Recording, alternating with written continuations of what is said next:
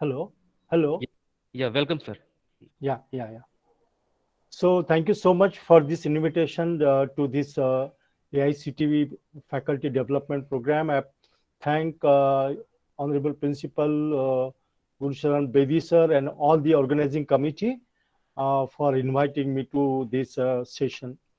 Let me start with sharing my PowerPoint presentation so that we can go and we can discuss in this point to understand the basic aspects of our presentation. You just tell me whether this screen is visible to you. Is this screen is visible to you? So yes, it's visible, sir.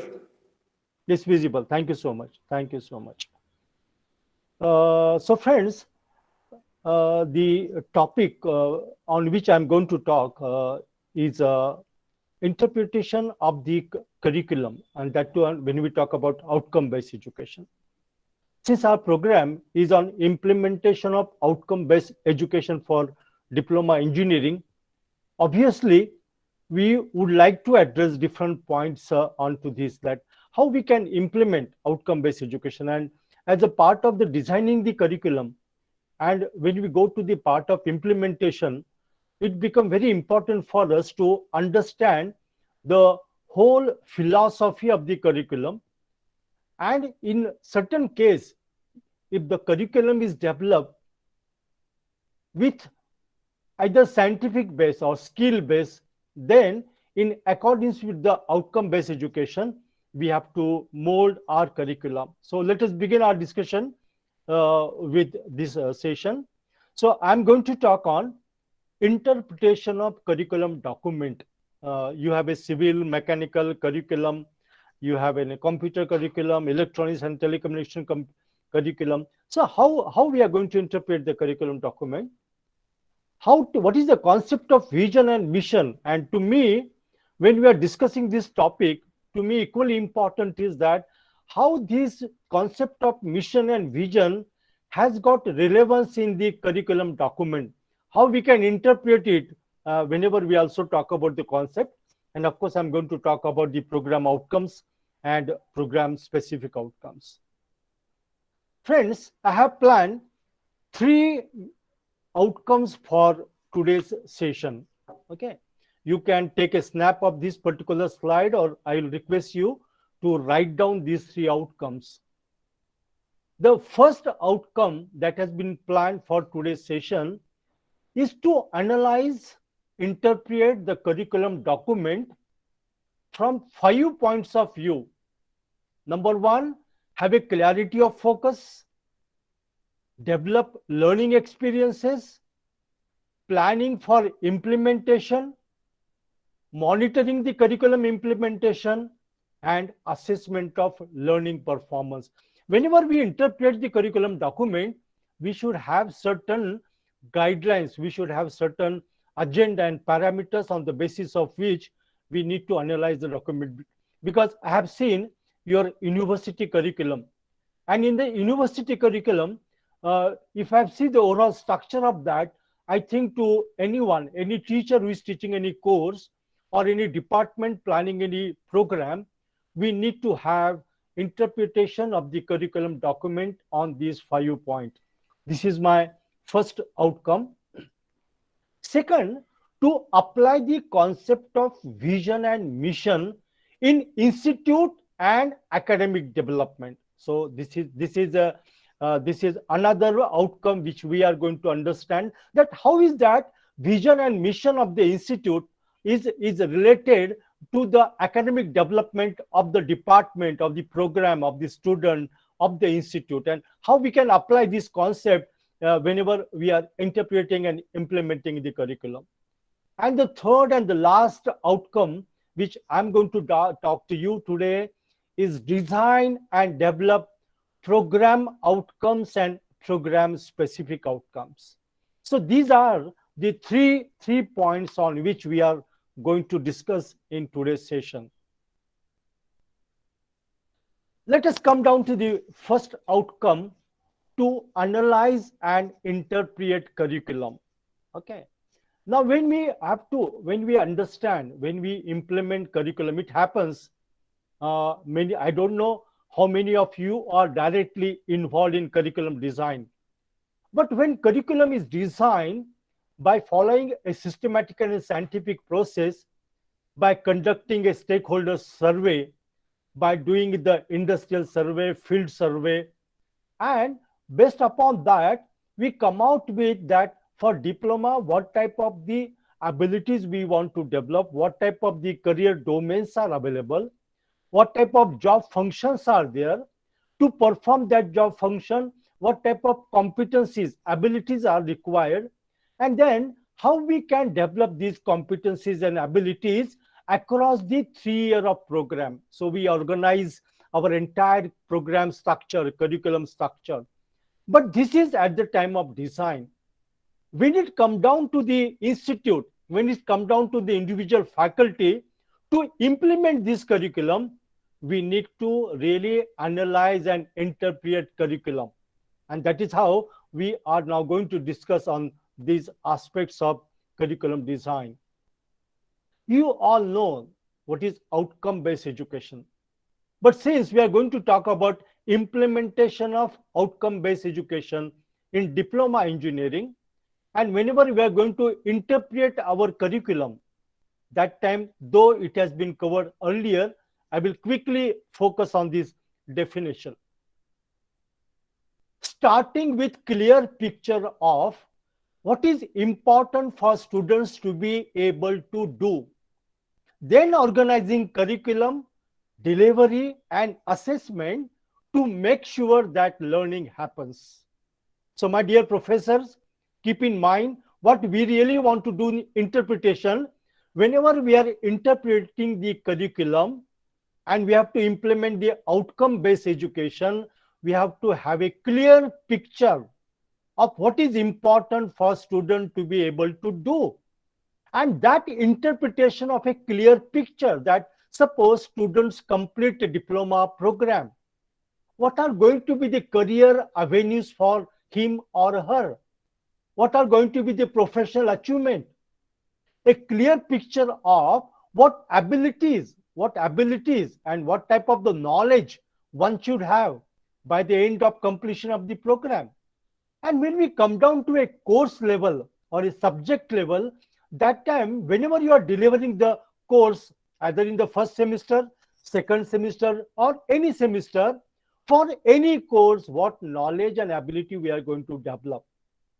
And not only that, as it is being stated in the second part of the curriculum definition, we have to have organized curriculum, delivery, and assessment to make sure learning happens. Always there are two parts. Two parts means, I mean to say that the university has given program structure and curriculum structure. When we talk about program structure and curriculum structure, they have assigned certain weightages with respect to time duration and with respect to marks and grades. But apart from that, we as a faculty, we as a department, we as an institute, we need to interpret that if really I have to focus on outcome based education, apart from whatever recommended assessment tools are provided by the university, what other tools are required so that student will develop those abilities. Similarly, in your curriculum, you know that in each and every course, they have given you list of suggested instructional methodologies. So that is meant delivery. But even in that case also, we have to understand and interpret how we can make the use of these different teaching methods. So whenever we are going to go for interpreting the curriculum and especially outcome based education, we should have a clear picture of what is important for student to be able to do, and then organize curriculum, delivery, and assessment to make sure learning happens. Of course, we are going to discuss this point one by one as we proceed further. Now I'll move to the second slide. These are the four principles of Spaddy's principle. Spaddy's principles of outcome-based education. William Spaddy, who is known as the father of outcome-based education, he has said that whenever you are implementing an outcome-based education curriculum, you should follow four principles. Number one, clarity of focus, meaning that all activities, teaching, learning, assessment, educational experiences, etc., etc., are geared towards what we want students to demonstrate. My dear friend, please read this first principle once again, that a clarity of focus in such a fashion that we go for planning our teaching, assessment, learning, educational experiences in such a fashion that the student will be able to demonstrate the abilities at the end of the program, at the end of the course, and even at the end of the either theory session or practical session. And that clarity focus you need to interpret on the platform of outcome based education. Okay, that is how a clarity of focus, as I said to you. Second is expanded opportunity, meaning expanding the ways and number of times students get a chance to learn and demonstrate particular outcome. What happens, the students, those who are sitting in the class, you know very well that these students are having different learning style. Some are auditory, they are good learners, good they listeners. Just by listening, they understand. Some of the students, they understand better if there is a visual expression of whatever we are talking about that. And there are certain group of students who understand better if they are being given actual demonstration or actual laboratory or field practice to perform. So there is the three types of learner: auditory learners, those who can understand just by learning, just by listening. Second is the visual learners who understand better with visuals. And third is kinesthetic learner who learns better when you provide them more and more exposure to the demonstration field experience. So, according to this principle, you need to analyze, you need to interpret that what are the outcomes and what type of expanded opportunities are required so that student can demonstrate the particular outcome. So if you apply these principles of outcome based education, you will be able to go and design your delivery and assessment. Third principle, high expectation.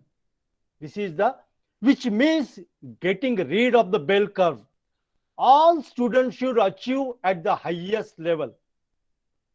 From diploma point of view, suppose we are talking about a diploma student who is a mechanical engineer or who is an automobile engineer. So a mechanical engineer, his highest expectation is that he is able to manage the shop floor or a manufacturing task which is assigned to him. So when any task is given to them, either he's a civil engineer or a mechanical engineer or a computer engineer, you'll have to see that our student reach to the highest expectation. And that highest expectation you need to interpret according to semester, according to the course, according to what knowledge, skills, and attitude we need to develop.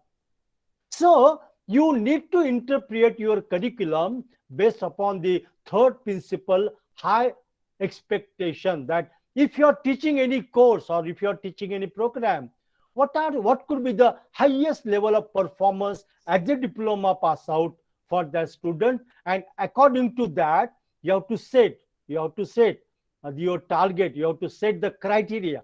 Okay, and that criteria, which we call the rubrics, the performance criteria, will help you to even teaching the student, planning learning experiences, and even to assess student performance.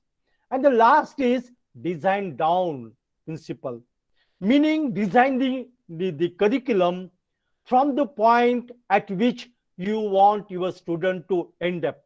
Now, as you know that those institutions which is affiliated to the university, you are not going to design curriculum. Means each and every institute is not going to design the curriculum. In case of autonomous institution, it is possible that you are designing the curriculum. So either of any case,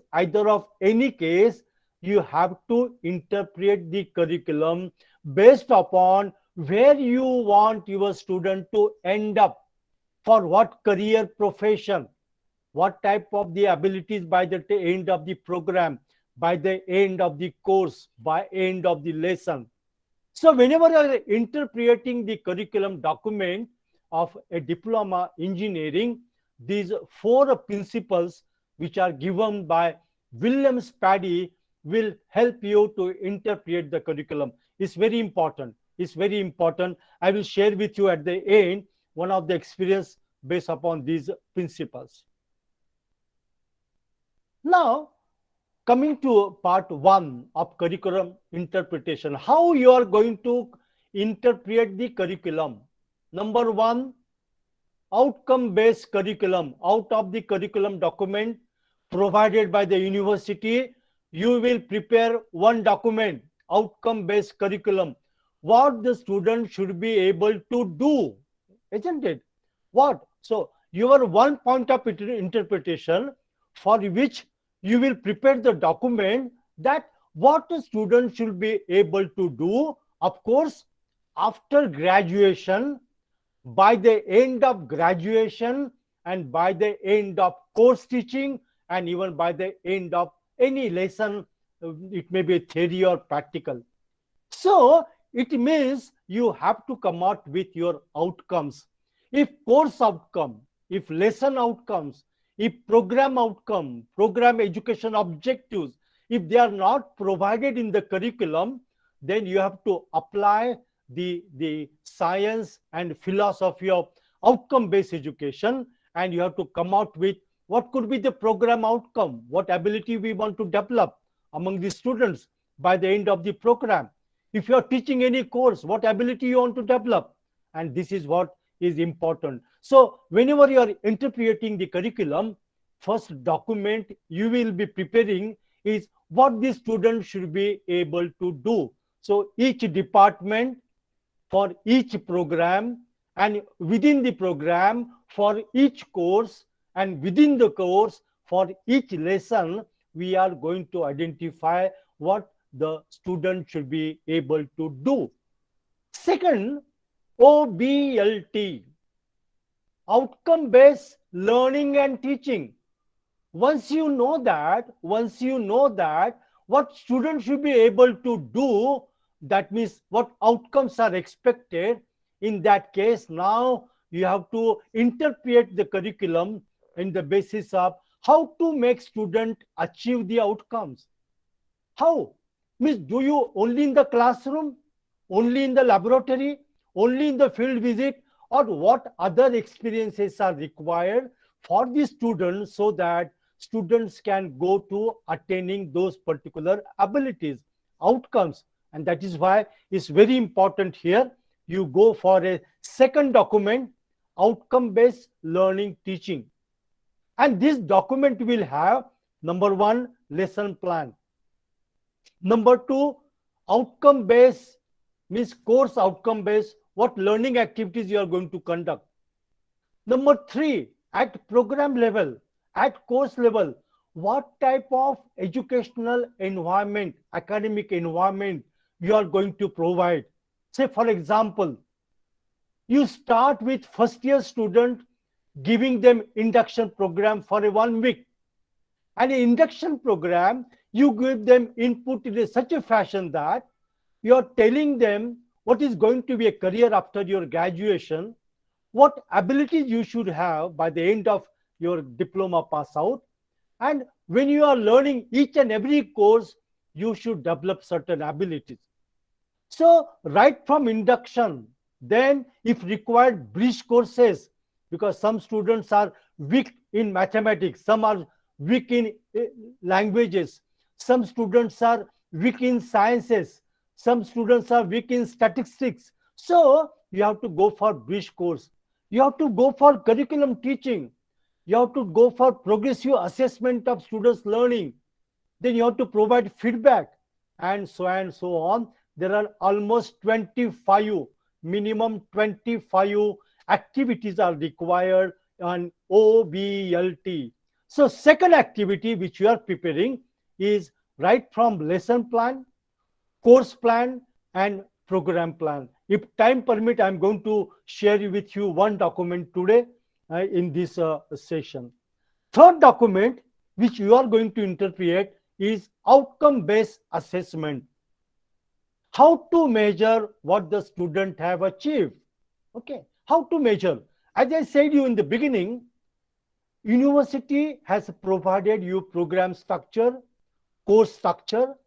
They have assigned theory weightage and practical weightage for each every course to the project. But when we are talking about outcome based education, many times those assessment tools are not sufficient to ensure that the student have learned or not. So you may have to go for some mini project. You may have to go for some library based assignment. You may have to go for field based assignment. You may have to go them some project based learning or a problem based learning. You have to give them some tasks. So apart from those which are suggested in the curriculum document by the university, you have to come out, you have to interpret that if these are the course outcome, these are the program outcome, these are the career for which I'm preparing the student, then at every moment, continuously, you should assess whether students are marching towards the outcomes or not.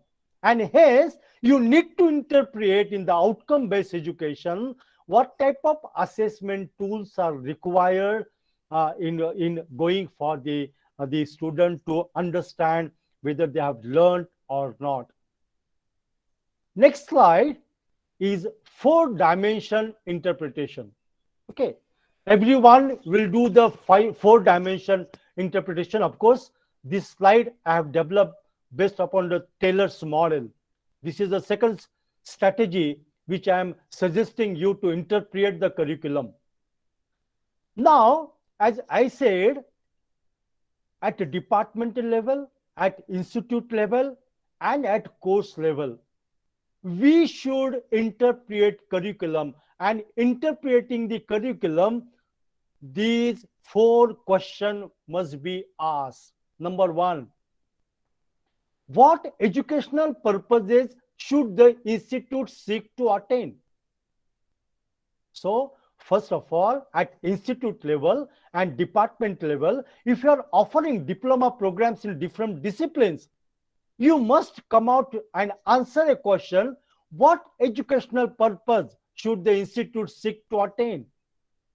Developing the fundamental knowledge of science and engineering domain, preparing students for employment and self-entrepreneurship, preparing the personality and professional development of the student. What is the purpose institute seek to attain?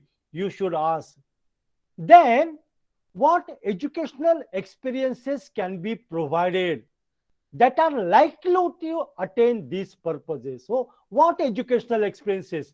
If you have to prepare student for a successful employment as an entrepreneur, as a good domain knowledge, as a professional, as a good human being, holistic development, what type of educational experiences can be provided that are likely to attain these purposes? You need to answer yourself this question at institute level, at departmental level, and whenever you are delivering a course, you have to think about the course level. Third question, how can these educational experiences be effectively organized? Isn't it?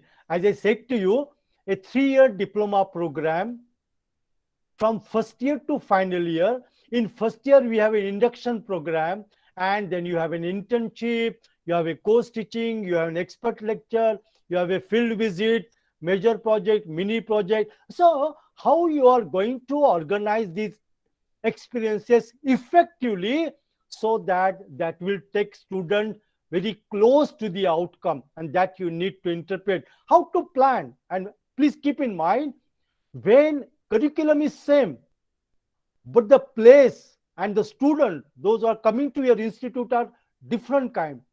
There are individual differences.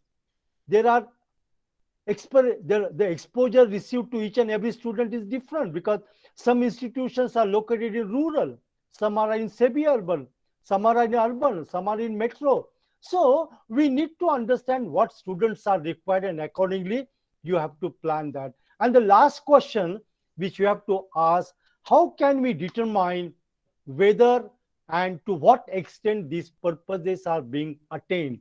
Same as I said to you in previous slide, outcome based assessment. So you need to interpret, if I have to develop the course outcome, if I have to develop program outcome, if you have to prepare student for career, then how I am going to determine whether and to what extent these purposes are being attained. Obviously, you are going to learn in some your sessions about rubrics, about criteria, etc., etc., etc. And for that, what assessment tools are required? This is the second question or second strategy for you. Third strategy is stages of interpretation. Again, having clarity of focus. Clarity of focus.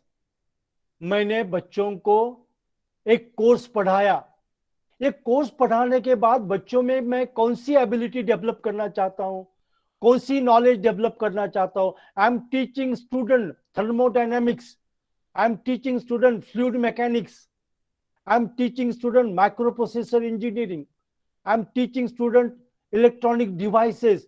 What knowledge and ability I'm going to develop among the student? I should have a clarity of the focus. Similarly, if I'm preparing student for a 3 year of diploma, I should have a clear focus. What abilities I'm developing, so that he can successfully work in the world of work. So have a clarity of focus, develop learning experiences, plan for implementation. You have to interpret, if at all you have developed the learning experiences, how to plan, how to implement the curriculum. Not only implementation, you have to monitor the curriculum implementation. Whatever you have planned, whether it is been implemented. If you have assessed students' learning, whether there is a deviation, how the student learning performance is there. Is there any communication gap? Is there learning gap? Etc. etc. So you have to monitor the curriculum implementation, and you have to keep continuously assess learning performance. So whenever you are interpreting on these 5 points, you have to talk about your documentation.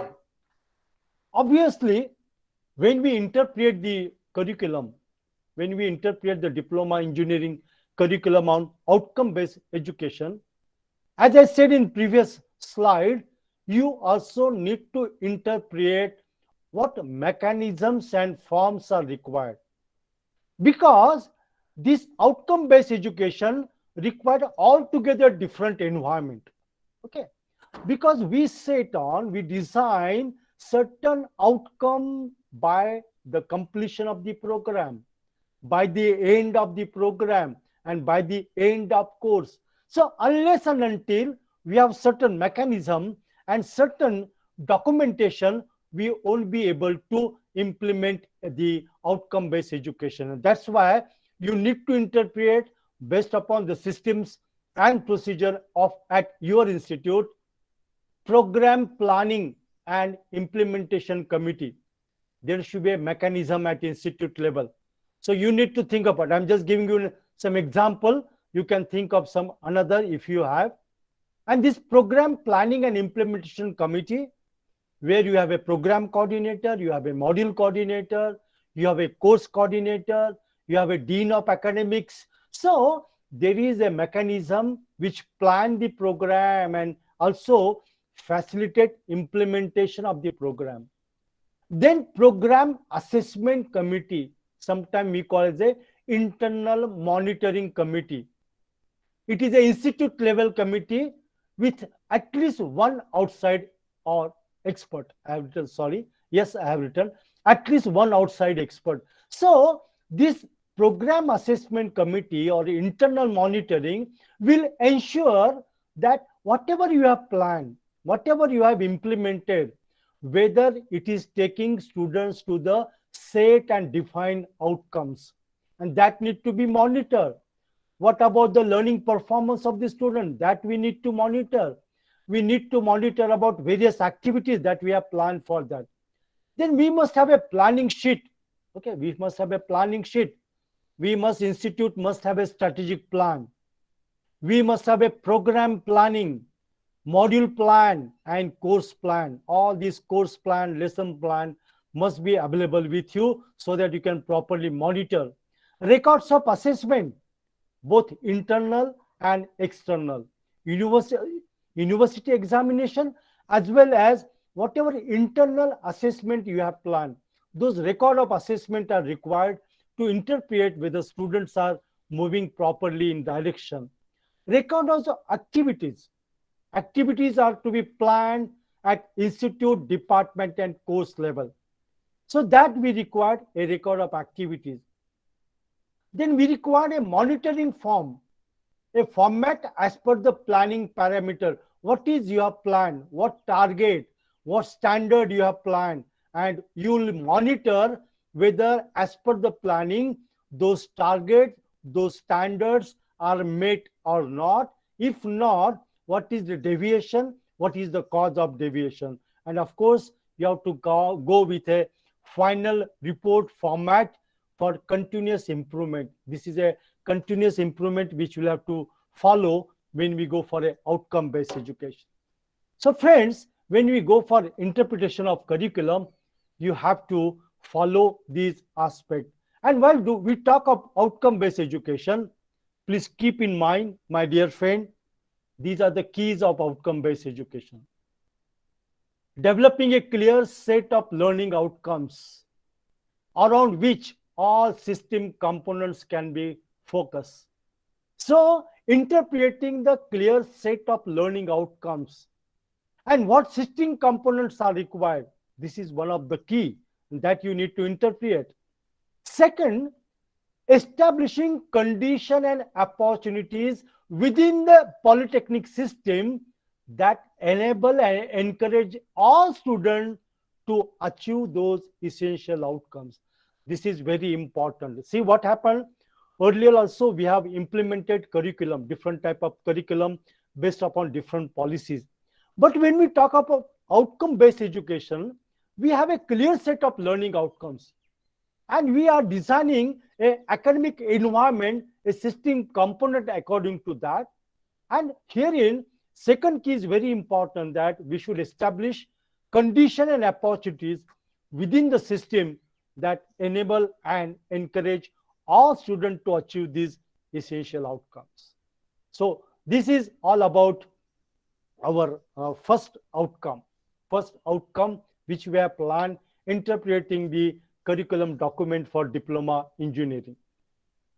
Now I'm coming to the second outcome, apply concept of vision and mission in institute and academic development. I'm sure in the earlier outcome which we have discussed, you might be having some question. We are going to discuss and address those all difficulties, doubts, and questions. Now we are coming to a next outcome, apply concept of vision and mission in institute and academic development.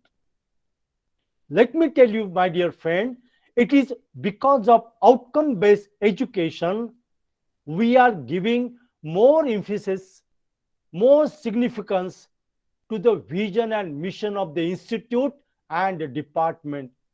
And so is to know, we must know this concept of mission and vision in institute and academic development. Not only the concept, but how it is important for institute and academic development. Let us discuss first point. What is mission? Now, you must have seen lot of mission statements on website, on walls, they have been properly displayed. But we all need to, and when I'm saying we all, doesn't mean you and me teaching faculty, but all stakeholders, our students, our non-teaching staff, our parents, the industry personnel, assessor, they must know what is the mission of the organization. And what is the concept of mission? Very simple, one question. What is the organization? What is the organization? And to answer this first question, we go to four sub questions. Why do you exist? We have a polytechnic. Why do you exist? Because if I write answer to first question, the say for example, government polytechnic Jashpur educate and train diploma, post diploma and skill development program. Example, why do you exist? Educate and train diploma, post diploma, advanced diploma, skill program. What is the purpose of being in existence? Your mission should have answer to the first question, why do you exist? Your mission should have answer to second question, what is the purpose of being in existence? Our purposes could be, number one, preparing the diploma pass out with good fundamental and professional knowledge, abilities and ethics in the domain, in the discipline. Number two, my purpose is also students should get successful employment. Okay. My purpose three could be students should start their own enterprise. Number four, I want some students should go for continual learning, higher education, isn't it? Means my mission statement, the institute mission statement and department mission statement should answer what is the purpose of being in existence. Third question, what are the organizational values? We talk about human values, human ethics. Similarly, organization has got values. The organization values could be equity. Okay, we have an equity, gender sensitization, professional centric, student centric, continuous development system, commitment and dedicated team of professionals. These are the organizational values. Our mission should have these values. And how the organization is distinct from others. We know that in Chhattisgarh and in many states of country, we have different polytechnics. But every institute has got some uniqueness, and your institute mission should explain about what is the uniqueness of the institute. And so your mission statement should be either in bullet point or a statement point, but please ensure that these four questions are answered by the mission statement. So, why the organization exists, who we are, what we do, explain the basic needs that you fulfill, expresses the core values of the organization and unique nature of your organization and role it plays that differentiate it from others. This mission statement, as I said, you must be known to each and every stakeholder. Every one of us must know, why do you exist? What is our purpose? What are our organizational value? And we have to stick up to the institute mission for the fulfilling the mission of the institution, purpose of the institution, existence of the institution, following the core values of the institution, because that is how we are going to go for the a good future for our student and for our profession as such. I've just displayed, just for the for your information. Many of you must have read the mission of Government Polytechnic Jashpur: impart value based quality education and skills, adopt best pedagogy and practices for knowledge transfer and skill development among the student, develop a conducive environment for education by providing good infrastructure, facilities, and amenities for improving the employability, encourage the student to explore, build, and learn to enable them to apply their theoretical knowledge in real life situation, and foster a culture of lifelong learning in students to meet the changing needs of profession and society.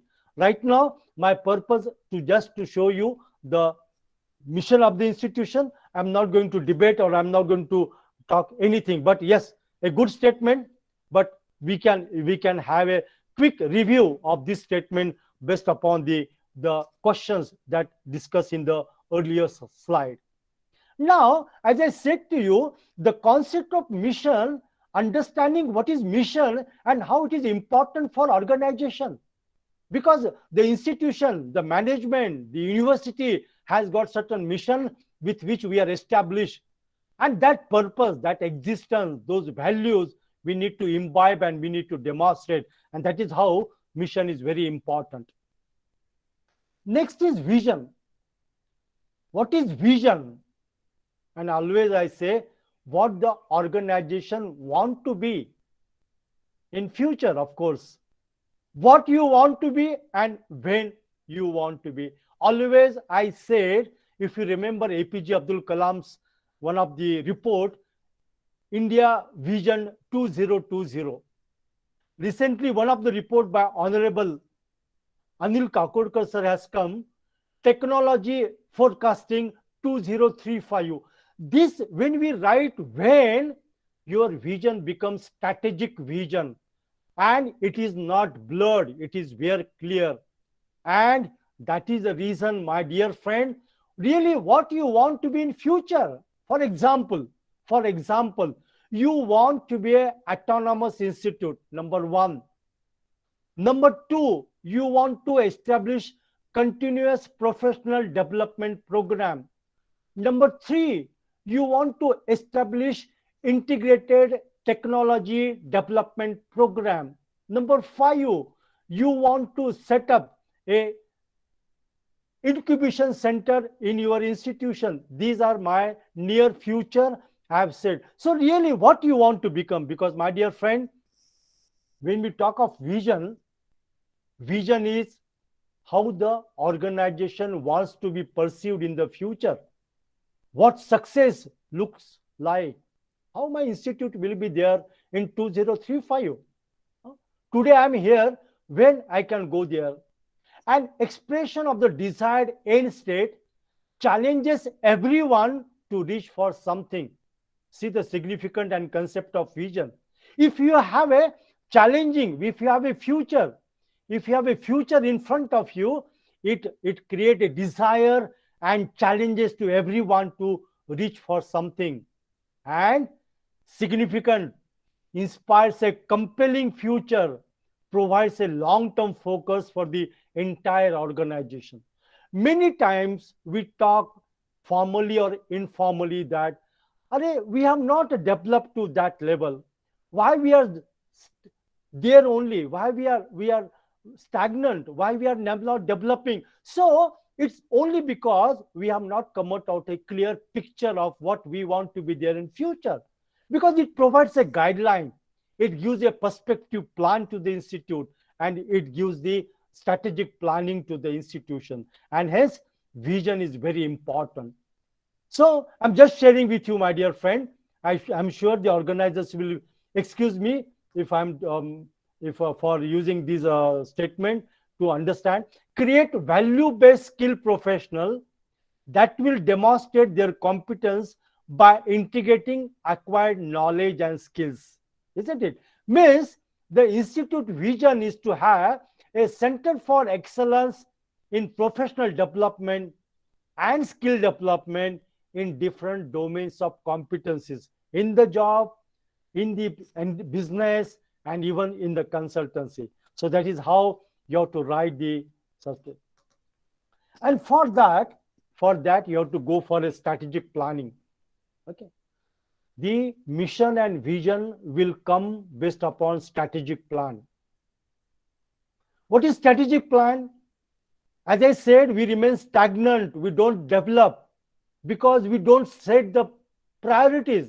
Strategic planning is a process to establish priorities on what we will accomplish in the future. It forces you to make choices on what you will do and what you will not do. It puts the entire organization together around a single game plan for execution and broad outline on where resources will get allocated. So, the mission and vision, my outcome will not complete unless I tell you, I have told you the concept and definition of the mission and vision. But from where the vision will come, from where the mission will come, and we are there, we have to go for a strategic planning. This is one favorite model which I follow, that is strategic planning process, A, B, C, D, E. Okay. Today I may not elaborate you much onto this, but this A, B, C, D, E model help you to come out with mission and vision, your goals, your gaps, your future plan, etc., etc. Let's go to the next slide, which will show you. You can see at the top of the diagram in the red font where we are, where we want to be, and how we are doing. Where we are is our mission, where we want to be is our vision, and how we are doing is our progress of performance. What you do, it is my request, every one of you, I'm going to share this PowerPoint presentation with organization. You will carry out exercise at your institute level. First, do the assessment of the institute. What was the origin of the institute? With what purpose the institute was established? Since established till today, what are the development phases? And carry out the SOC analysis of the institute. Strength, what are the strengths? What are the weaknesses? What opportunities are there? What challenges are there? This assessment you have to do. You can write 1.5 or 2 pages on assessment. From assessment, you'll come to the second stage of baseline. From origin and purpose, you will come to know the purpose of the institute. From SOC analysis, from strengths and weaknesses, you will come to know the present of the institution. What are our strengths? What are our weaknesses? From opportunities and challenges, you will come to know the future, what we call as a vision. And the developmental phases will tell you why we could succeed and why there was a failure, if at all there. That will tell you our core values of the organization. And in all this, you will identify the gaps in the organization. Out of this you can prepare a baseline, can be a 1.5 and 2 page. Then you come to the third stage of component. From purpose and present, you will get the mission statement. See, this is a scientific and systematic process. From the future, you will get the vision. Your values will be the part of the mission and part of the core values. Your gaps and your vision will tell your goals. And those goals, you can put them, divide into the objectives and sub-objectives. These components will get formed. Once these components is formed, then you can prepare a perspective plan and a strategic plan, what programs need to be done to go to our vision, to follow our vision, what programs, what projects, what should be the targets, what should be the standard, what should be the action plan. So you will do, this is a very scientific and systematic process. Even I have explained this in my book on outcome based education. And then we have an evaluation, periodic review, evaluating whether we are on the right line, monitoring the performance of the institution, collecting the feedback, and going for continuous improvement. So, one concept of mission and vision we discuss according to the definition. Here, how the mission and vision and core values are evolved, it is a strategic planning model, and that concept you need to understand. Coming to the last outcome of today's session, design and develop program outcomes and program specific outcomes. I'm sure today is the first day of the training program. Nevertheless, in the past also you must have got lot of readings, lot of exposure, lot of inputs on the program outcomes and program specific outcomes. Okay, but here our focus is on how do we design and develop, because you know that when you go for NBA, okay, when we go for National Board of Accreditation for accrediting our program, in Annexure A, they have provided you the list of program outcomes, and they have given you freedom, select 2 to 3 program specific outcomes. But we must know what is this, how to develop these outcomes, or how these outcomes are evolved, what is really this program outcome is. This is the definition of program outcomes, my dear friend. Program outcomes are narrower statements that describe what students are expected to know and able to do by the time of graduation. When I'm saying graduation, diploma graduation. So, by the end of the program, what students are expected to know and able to do by the time of graduation. For example, okay, he must be able to solve shop floor problems. Suppose my computer student go and work in organization, he's been asked to develop the networking for their organization, then he must be able to solve the problem that what sort of network is required for the my type of organization, this type of organization, what is the size of organization, what sort of the hardware and softwares are required for this, etc., etc. So problem solving is one of the ability he has to develop. He has to have definitely designing the components and process. Our either computer student or electrical students or a mechanical student, every time, if at all they are working on the shop floor or in their organization, they need to conduct small design activity, component or process. And for that, they must be able to apply design methods in solving and designing the problems. They must have effective communication skills. They must be able to use technology.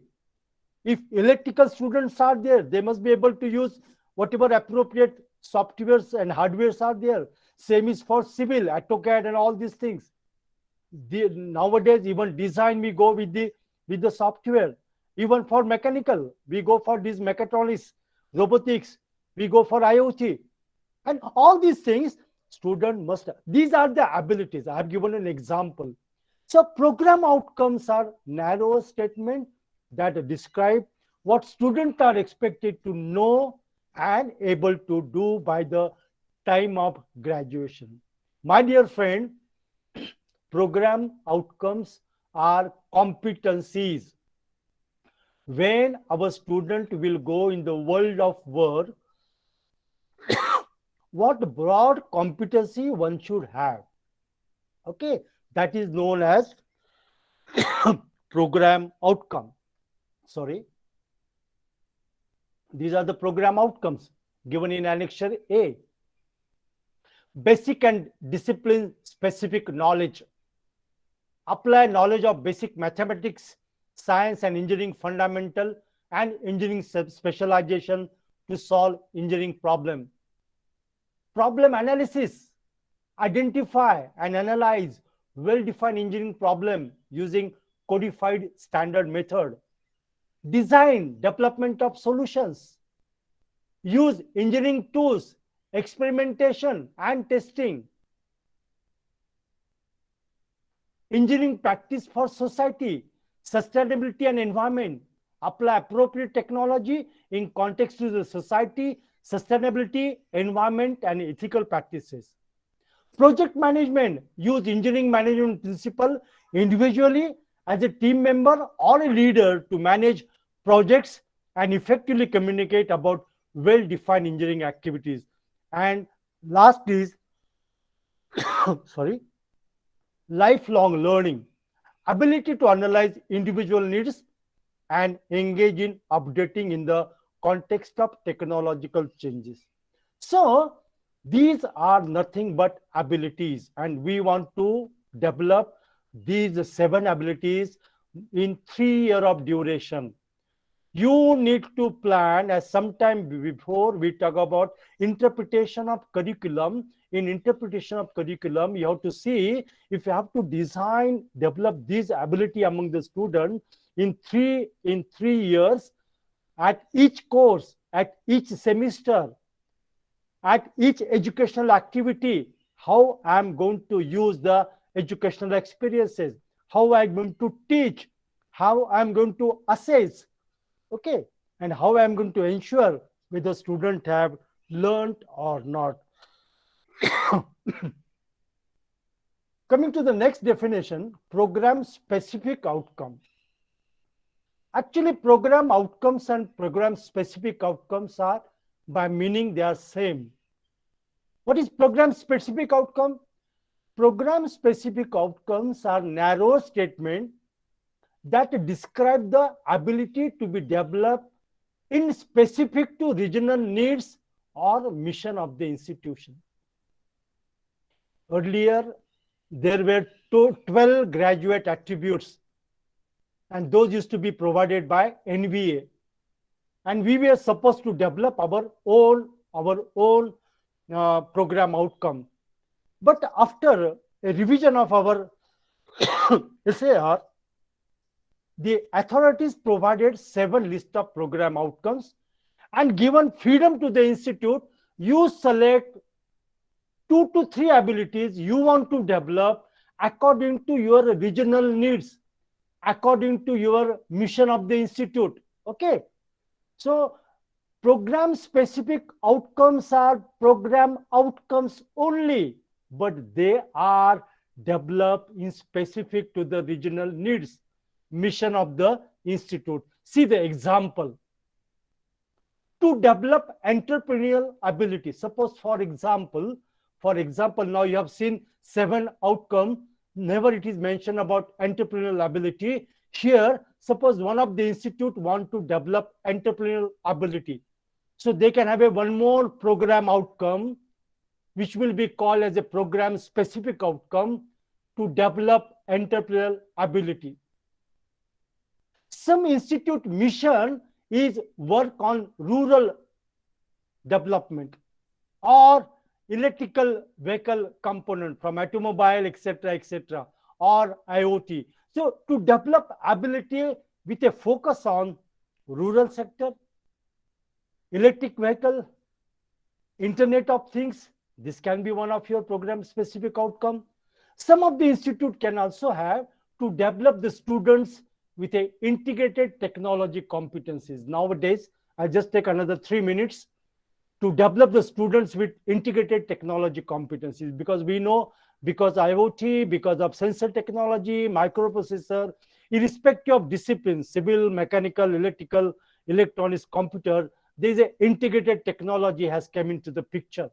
So some of the institute might be interested to develop this ability among the students. So my dear friend, program specific outcomes are nothing but these are the narrow statement that describe the ability to be developed in specific to the regional needs and mission of the institute. And Here are the examples.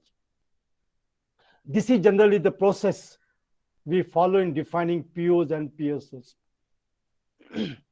When we talk about PSOs here, because POs are provided, identification of the job functions in the identified career and profession in your region to which target group you want to address.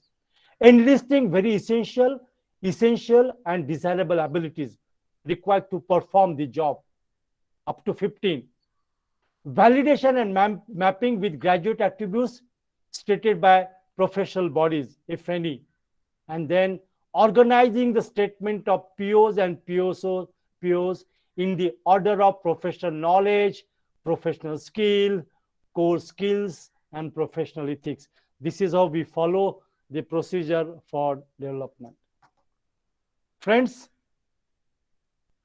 we talked about mission and vision, and we talked about program outcomes and program specific outcome.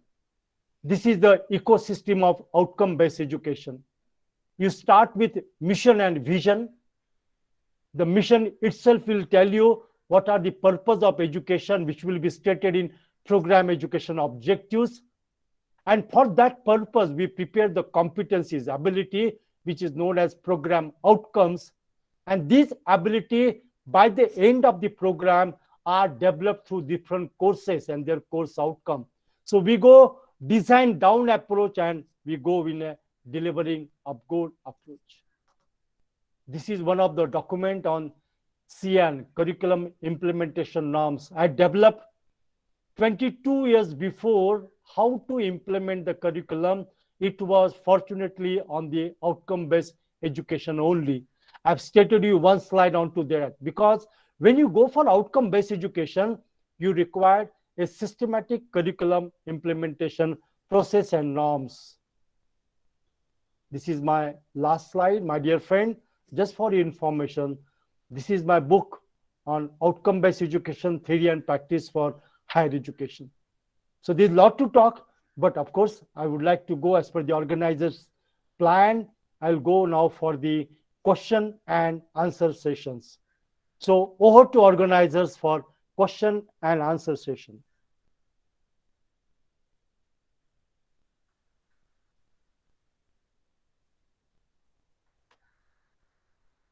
Yes?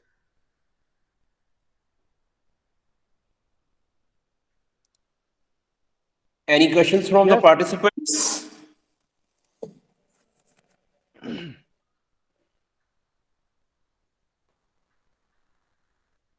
We have 30 minutes for question and answer session, my dear friends.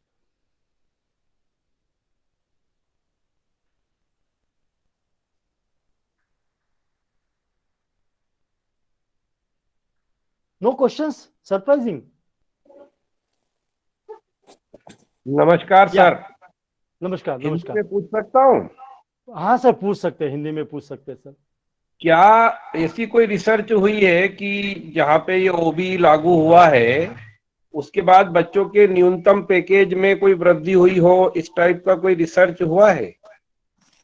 Sir, मेरे मालूमात में इस प्रकार को कोई research नहीं हुआ है, लेकिन अपने अगर नेशनल एजुकेशन पॉलिसी देखी होगी और उसके साथ ही साथ करीबन जब हमने वॉशिंगटन अकॉर्ड को फॉलो किया, so since the follow up Washington Accord, it is mandatory that these are the global practices and we should follow the global practices. So though research might have done abroad, but I'm not very much sure about the research in India, because to my knowledge, outcome based education is in the preliminary stage, okay, in our country, but we must follow and we must implement this in true spirit. Over to you. उसकी अच्छाइयों से इनकार नहीं है, केवल एक समझाने की दृष्टि से कि भाई फला कॉलेज में जब ओबी लागू नहीं था, जब न्यूनतम पैकेज 5 लाख, 6 लाख, 10 लाख था, और लागू होने के बाद की जो बैचेस निकली है उनको 15 लाख, 20 लाख, 25 लाख का एलपीए मिलता है, तो ये पेरेंट्स को समझाने के लिए थोड़ा सा ठीक रहता है, क्योंकि अभी पॉलिटेक्निक में एडमिशन की बहुत सी ब्रांचेस में स्थिति ठीक नहीं है। तो अगर उनको हम ये समझा पाते हैं तो बच्चे हमारे यहाँ आते हैं और हमको भी अच्छा लगता है क्योंकि मेजरेबल बात अगर हम करते हैं, इसलिए पूछा था। कोई इसके नहीं पीछे नहीं, कोई आपकी research बात नहीं आपकी दिखता बात नहीं। सही है। ऐसा कोई रिसर्च नहीं हुआ है मेरे मालूमात में। अगर होता है तो मैं आपको बता देता हूँ। लेकिन आपने जो अच्छी बात की कि जो पॉजिटिव बात आप आउटकम बेस्ड एजुकेशन की है, वो आप पेरेंट्स को, स्टूडेंट को बता सकते हैं, और उसकी वजह से मुझे ऐसा लगता है कि अपनी एडमिशन में तरक्की हो सकती है। जी। या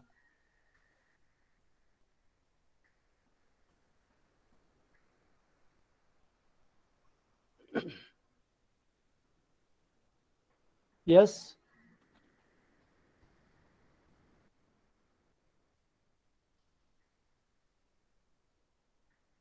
yes organiser, any more question? Any more question?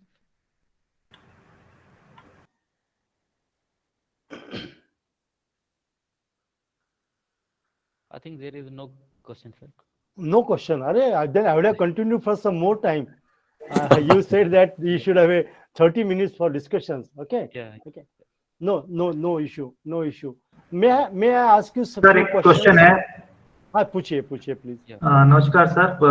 नमस्कार, जब अपन नमस्कार। ओबीई की बात करते हैं सर, तो एक फॉर्मूला, यदि आज की डेट में मैं हमारे इंस्टीट्यूट में पहले ओबीई एग्जीक्यूट नहीं हो रहा था, सपोज मैं उसको एग्जीक्यूट करता हूँ, बट उसमें दो चीजें आती हैं सर। आपकी जो एग्जीक्यूट करने के लिए जितने जो टूल्स होते हैं, वो मोराले जो टूल्स पहले थे अभी भी वही है, खाली हम उसको एंगल चेंज करते हैं। वो स्पेसिफिक होता है, टीचिंग स्पेसिफिक नहीं होता है। तो सर जहां तक वो लर्निंग स्पेसिफिक के असेसमेंट की बात होती है, तो अटेनमेंट लेवल निकालना बड़ा मुश्किल होता है सर। अटेनमेंट हम लोग कुछ कुछ इसमें एल्गोरिदम्स भी है अटेनमेंट निकालने के, पर जब तक अटेनमेंट कितना आया और फाइनली वो रिफ्लेक्ट कितना होता है, अटेनमेंट निकालना ही बड़ा मुश्किल काम है सर, पहली बात तो। और हम पेपर में अटेनमेंट लेवल कैलकुलेट कर भी ले स्टूडेंट्स का, कोर्स आउटकम्स का और प्रोग्राम आउटकम्स का, बट वो उतना रिफ्लेक्ट दिखता नहीं सर कई बार। तो फिर हमको ऐसा लगता है कि जो हमारे टूल्स हैं उसमें कहीं प्रॉब्लम है, तो फिर हमको एक करेक्टिव मेजर यूज करना पड़ता है। देन फिर दूसरा करेक्टिव मेजर यूज किया सर, तो उसका अटेनमेंट लेवल क्या हुआ, वो कितना परसेंट रिफ्लेक्ट हुआ। तो ये पूरा प्रोसीजर जो फीडबैक लोग बहुत कॉम्प्लिकेटेड है, और जब एक पर्टिकुलर सेशन के लिए अपन करेंगे तो कम से कम 4 से 6 साल के बाद आपको समझ में आएगा कि वाट एवर टूल्स और techniques you have used for the attainment of those outcomes, वो कितना इफिशिएंट था। तो सर ये इसका कोई शॉर्ट टर्म कोई प्रोसेस नहीं है कि defined process, I mean standard process को सभी लोग फॉलो कर सके। Yeah. Actually, what your answer, your question is very valid question. Your question is very valid. See, basically, to calculate the attainment is easy, but as you said rightly, attainment of the tool, if that tool is not a valid tool, then the results obtained from that tool will not give you the accurate results. So for that reason, you have to set the question papers. Okay, here I will give you. You have to set the question paper based upon the course outcomes, and not only on the course outcomes. You have to draw the rubrics. Yes, That sir, for the course we are already outcome. doing, sir. We are already doing the at the front of the question. We are showing the question level की difficulty levels and rubrics, कौन से rubrics को correlate करता है, and then कौन से outcomes को correlate करता है। इवन दो सर, मैं वही कह रहा हूँ कि पेपर में तो सब कुछ ऑन होके दिखता है सर, बट एक्चुअल रिफ्लेक्शन नहीं होता सर जब उस टेस्टिंग की बात आती है, तो फिर हमको प्रैक्टिकल गैप टेस्टिंग की निकलना। बात आती है। Yeah. That is what we need to analyze the gap. We need to go for a diagnostic testing that what is the gap. Why? Suppose, for example, you want student to apply and students are not able to apply. It means that there is some lacuna either in understanding of the student or in teaching methodology. So basically, in the outcome-based education, here it will give you the proper. We require very systematic planning documentation, implementation documentation. Okay. If I'll share you one document, if you permit. I'll share you one document, because you know that I fully agree. When we go for a outcome-based education environment, we require to go for a very systematic planning of the sessions, activities, इसमें आपको course coordinator का role बहुत important होता है, और in true sense you have to implement the outcome based education. And I'm going to show you one document. Why I'm showing you document, again I'm not talking about paperwork, I'm not going to talk you about the paperwork, but what I did, I did a lot of work. I'm working on the outcome based education from almost last 15 years. And when I was working with the department, I was teacher like you, I was working with department, institutions, then I started working with university. Then I said, as you rightly mentioned, we need to come out with a specific specific document and specific information which will help even teacher to come out with the. Can you see this document? Yes, can you see? No, sir. I'm... No, sir. No. Wait, I'll Yeah. wait, I'm doing it. I'll show you one document.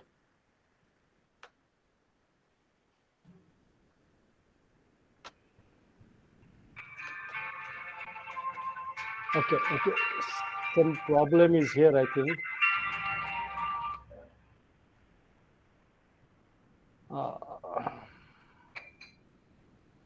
Okay. Now I think you'll be able to see. Now what I did, I made a different experimentation, and out of this experimentation, what I feel that whenever we plan for this course, we have for each course we have a course outcome which we write. Then for what relevant outcomes are there, and my focus next was on description and learning activity. This is the table which is in front of you. This has helped me to enhance the performance of the student on the course outcome. If our learning activity, if it is based upon the course outcome, suppose you want student to solve the problem, you want them to design the problem. If you develop these activities according to these plan, to my opinion, you will be able to achieve. I fully agree, my dear professor, that implementing outcome-based education in true spirit required institutional ecosystem. If you are following, for example, a university curriculum which is not designed on outcome-based education platform, in that case, you have to do a rigorous activity to brought it onto the platform of outcome-based education. And that will help you to come down to the decile. So here you will observe, even at course-wise, course outcome at unit number 1, what topic, what method, what material, and what is the feedback. All these micro-level activities we did, and I'm telling you, different institutions could succeed in getting good attainment into that, because here we have to do, I fully agree, it is not so easy that you and me are talking. Okay, if you are using the curriculum which is not outcome-based education curriculum, you are taking a curriculum from the university or somebody and you are transforming onto the outcome-based education. When you are transferring on the platform of outcome-based education, you have to interpret it, you have to reframe it, redesign it. Okay, that is what you have to do. And as I said to you sometime before, only if you follow university examination pattern, you may not be able to get the attainment. Here we have to go for our institutional level attainment, course level attainment. Somewhere you require project, somewhere you require assignment, somewhere you require field visit, whatever might be different. And from that you have to assess continuously to the students. Over to you. Fine, sir. That was what I was thinking, and our university already issued a outcome-based learning syllabus. We were in the committee of the developing those curriculum. Good. We are trying to execute it, but in last 2 years in online teaching and assessment, it's very challengeable to execute outcome-based learning techniques actually. Yeah, that's an exception. It's unfortunate that pandemic only we that is really unfortunate to that. I understand. Okay, sir. Thank you, sir. Most welcome.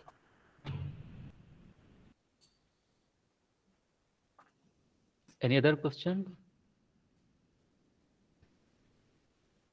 I will request the participants to ask questions, to interact with the experts. Many of the faculties are from this state only, from government polytechnics. And we, as Dr. Piyush Liotia has already raised this thing, that we have already implemented the curriculum, but still we are facing a lot of problems with it. So come out with your doubts, ask questions.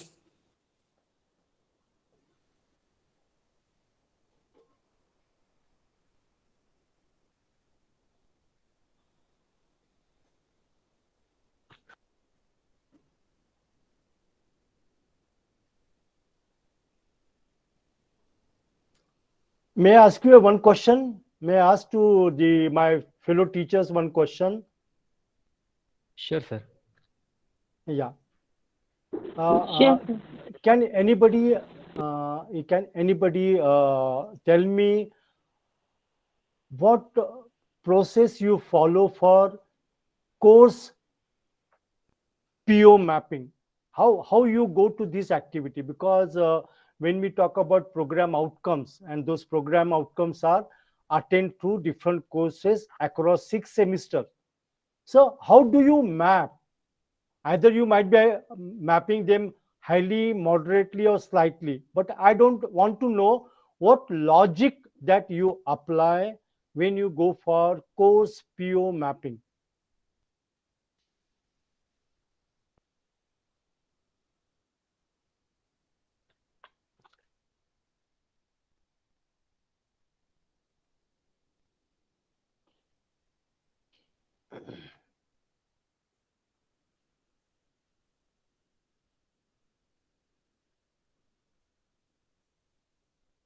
My next question, have you displayed the program education objectives of your program? Have you done the interpretation of the curriculum from program education objective point of view?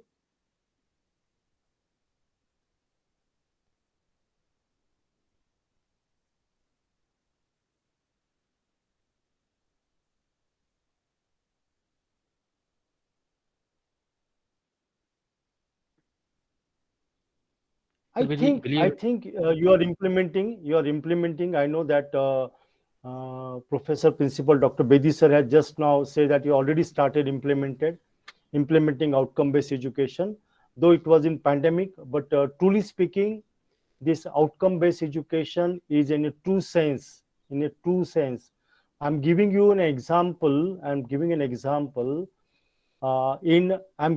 old example. In 1998, I was the curriculum development in charge for the state of Maharashtra. I developed the curriculum for mechanical, automobile production, fashion technology, and food technology. We did a very, very rigorous survey with industry. We had a lot of meeting with the expert, education expert, field expert, and we come out with the curriculum. And curriculum document was ready in all respect. That time I was also a teacher. I was also having a role of teacher. When we started implementing that curriculum, I perceived that, I have experienced that the faculty members are teaching the content in the same fashion as they used to do in previous curriculum, because they have not gone to the details of curriculum.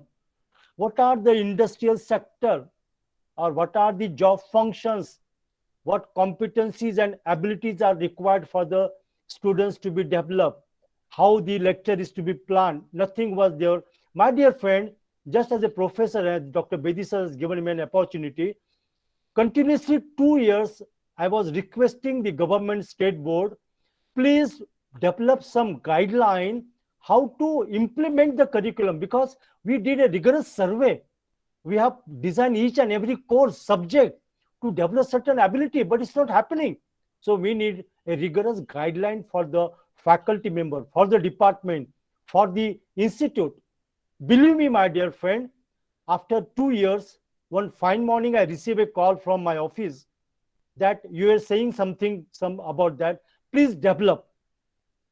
It took 9 months for me, along with 10 friends like you. I did a rigorous research, and through that rigorous research, I come out with a guideline document for curriculum implementation, monitoring, and assessment. It was a guideline document. The state board accepted it as a mandate norms, and from 2000 till 2022, in more than 1000 institute, it is being implemented, and it is being given a feedback that such type of the mechanism which is developed at institute level, at state level, at departmental level, at faculty level, has given definitely supported in facilitating the teaching learning process. Why I'm telling you this experience, my dear friend? Because I know that each and every institute systems curriculum is same, curriculum is same, evaluation structure is same, everything is same, but we are the student coming to our institute are different. Okay, their backgrounds are different, the exposure is different, and that's why we need to plan holistically, not as a course level. You have to plan how my in 3 year student is going to get trained and develop this ability. So that sort of owing you need to do it. This is just my one suggestion. I thought that time is there, and I must share with you. Over to the organizer. Thank you so much. Thank you, sir. Thank you, sir, for the session. I believe that your lecture will surely catch the aspiring minds of our participants and make them understand the topic in detail. Thank you, sir. Thank you for being with us. Thank you so much. Thank you. Sir, a question was there, sir. Can I? Yeah, Okay, please. please ask. Please ask. Yeah. Sir, my name is Vaibhav Pratap Singh from NMDC DAV Polytechnic. Mhm. Yes, sir. Sir, the question of mine is like, sir, we are developing so much curriculums as part to raise the standards of the technical education for the diploma holder students. At the same time, the level of the students, right from since I have been teaching the students from 2010 and it's now 2022, the the knowledge level, the proficiency of the students are on regular basis. It is getting depreciated day by day, and the students, those who are entering to the diploma level colleges, are like their proficiencies level or the standard level they are having are between 40 to 50%, and they are entering to the polytechnic institutes. Lots of them make dropouts in between the sessions. Yeah. So, sir, how to make sure that this curriculum helps them, help the teaching fraternity, uh, to uh, to make them not to able to drop earlier, and implement the new curriculum as per the guidelines. See, good question. Good question. See, basically, this is the difficulty in each and every state. Student coming. Basically, we have a basic problem that students are opting for diploma program. Students are opting for diploma program without having much knowledge about the world of work. Hmm? Yes, sure, Here sir. to me, here to me, our role of our faculty, I mean the institute becomes, and even for that matter, there are different departments in our state government, and even some NGOs are there. See, we are developing the future career and life of the student. And in that case, I'm talking about two parts. One part is that during 8th, 9th, and 10th, proper mentoring, proper guidance, and proper counseling is must to these students. Okay. And the earlier, now you know, new education system and earlier education system. In both system, there is a provision and where student can go. So to me, first solution is that you should have a rigorous guidance, counseling, and mentoring to the students, so that, because it is not that we, many times what happen, like the institute say that yes, seats are available, you come, you join, but we don't see their aptitude. And that is why my second question, rather second suggestion, after admitting the student to the institute, conduct the aptitude test of the student, interest and aptitude test, identify their weak areas, identify their good areas. And third thing, I will suggest you that now the policy is there that you can teach in mother tongue. And if you teach in mother tongue, I hope that the situation will be little better. Okay, because in diploma, by using high-fi words and etc., when I'm saying outcome-based education, somewhere people say that, sir, how this outcome-based education is. But if I say that, if I'm learning one course, what abilities, कौन सा skill मेरे पास चाहिए? So if you slightly change the teaching methodology, instructional methodology, even if you change the structure of the entire program, I hope that this will solve to some extent. But regarding the quality of input, we need to do a rigorous homework, not at our work, but also at the school work. That is very required. Okay. Definitely, sir. That's what actually the main problem lies in that only, like where we are situated. Here, the number of the students coming from the Hindi medium fraternity, we try to teach them in Hindi medium or bilingual method, but at the same time, what happens, sir? They are the basics of the physics and the mathematics that they are not having at all. So the to make sure them to go to the final year, they aren't able to compete, sir. That's the No, main. yeah, focus on skill development, focus on, Yes, sir. see, that is why I'm telling you one more thing. In the new education policy, autonomy is going to get to every institute. Please take the benefit of autonomy, and in autonomy you can design innovative curriculum, basically as per the UNESCO's requirement. UNESCO sustainable development goal 4, even national education policy, we want to make everyone self reliant. So our diploma student may not go to an higher education, do the research, but at least there could be some student, they can start their own business, their own entrepreneurship, if they have good skills into that. And especially in tribal area, the skill factor is very excellent. So if you design curriculum according to that, okay, you provide the flexibility to the student. If you give them multi-entry and multi-exit, I think this problem is going to resolve. Doesn't mean that input quality required the enrichment. And for that, of course, this is not the platform to talk about, but a good question you have raised. We can definitely discuss this some other time. Huh? Over to the Yes, sir. organizers. Thank you, sir. Thank you, sir. Thanks a lot, sir. Thank you, sir. For today's last session, I'm going to invite Professor Chanchal Mehra of National Institute of Sanjay, just a minute. Yes, sir. So thank you so much, sir, for a wonderful lecture, sir. Thank you so much. Thank you so much. Thank you. Thank you, sir. Thank you. Now, Sanjay, continue. Okay, sir. For today's last session, I'm going to invite Professor Chanchal Mehra of National Institute of Technical Teachers Training and Research, Bhopal. Professor Mehra is an excellent academician in the field of curriculum development. She has authored many books and published many papers to the journals of national and international और मेरा ना ये institutes. Copy नहीं हो रहा link She has 34 years of experience in direct leadership browser work में चले जाए और ब्राउजर में आप and ऑलरेडी has हो. been. Vaibhav sir, your mic is unmuted. Please mute it. Yes, sir. So sorry.